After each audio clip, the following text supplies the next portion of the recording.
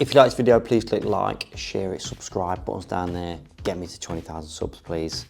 And if you want coaching with me in Nottingham or online, all the information is in the bio. Are you doing all right? So this week it's about safety, which is obviously very exciting.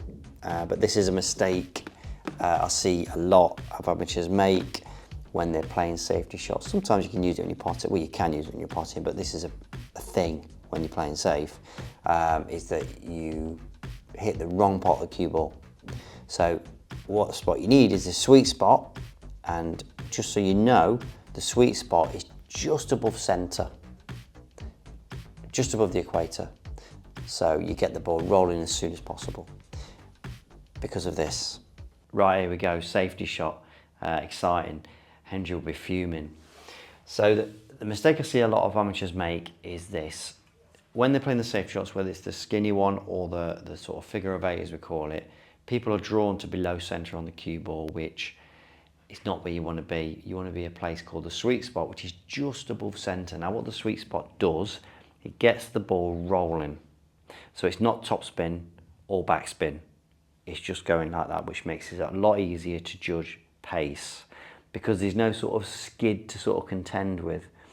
Now, especially the figure of eight shot, I can understand why people want to go below centre because you think you need to make the go wider, but because of that skid that you've got to try and judge, it makes it so much more difficult to sort of judge. Plus, you might with a slower hit, especially on the thinner contact, it's easy to swerve the white because the spin's going to be gripping by the time it gets there, and then you swerve it. So, yeah, it's not as good. So I'm going to play this shot with the skinny one with a sweet spot, and you'll see when we slow it down, because we've got a slow motion camera, you'll see the white is rolling, so it makes it a lot easier to judge the pace. So again, nice and thin.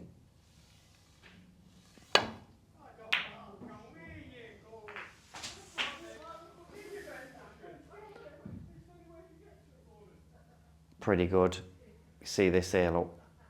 Right, here we go, look. You see the white, look? It's got no backspin at all. It's just been rolling from the strike. So that means it's got no backspin that's going to try and pull it off its line as the backspin grips the cloth.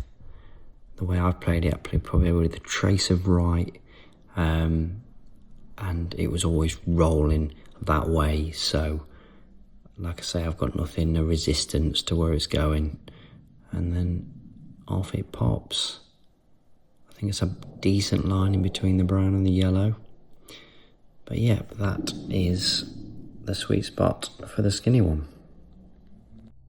And now I'm going to play the figure of eight one. So again, people want to go below centre because they want to throw it wide. You don't need to do that. You'll see here that I'm going to go just above centre. The white's going to be rolling when we slow it down. You'll see the rolling, so it's about the line, and then a bit more right hand side now because I want to go off the three cushions, and you'll see what the white does. It's a lot easier to judge the pace and the line. So here we go, look. So I put those right on.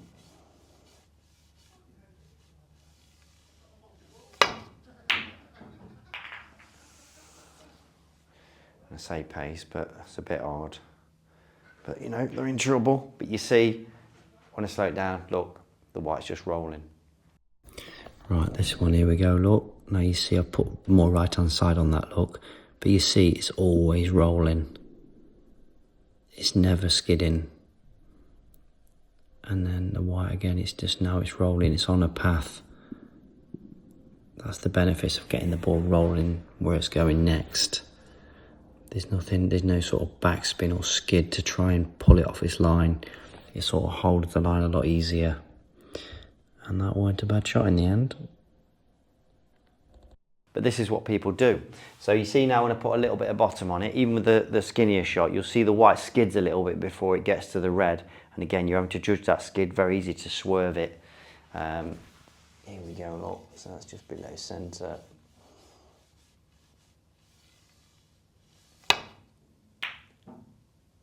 It's sort of like a drag shot. But if you don't judge that skid very well, again, very easy to swerve it and to judge that pace. as you'll see here. Right, here we go. Look, when I strike this ball, I'm below centre now. And you'll see, look, there's a bit of backspin there, look, and now it's going to sort of turn into roll. But that time when it's skidding, it's so easy for it to be turned off its line. And then it don't hold that line and you can miss it, obviously thick or thin. And obviously below centre, so if there is off-centre striking, it's going to deflect more below centre because obviously you're pushing the white up. If you think about that, you're hitting below that equator. So for all those reasons there, you want to stay above the centre. Now we're going to keep watching this because I think the flick off the yellow behind the brown has gone unnoticed. So I'll just let you appreciate that. You see, I didn't even shiver because it happens so often. Very lucky boy. And with this one here, obviously the figure of 8-1, I can understand why, because you feel like you've got to bring it wider when all it is maybe slightly thicker contact on the red, but you know, again, that sweet spot will get it there with a little bit of right hand side, or quite a bit of right hand side. But again, when I play this now with right hand side, but below centre, you'll see the white is skidding, and sometimes it swerves. All depends on what pace you hit. I've got to hit a little bit thinner. Feels really alien to do this. But you'll see the white skidding. That's really horrible to play.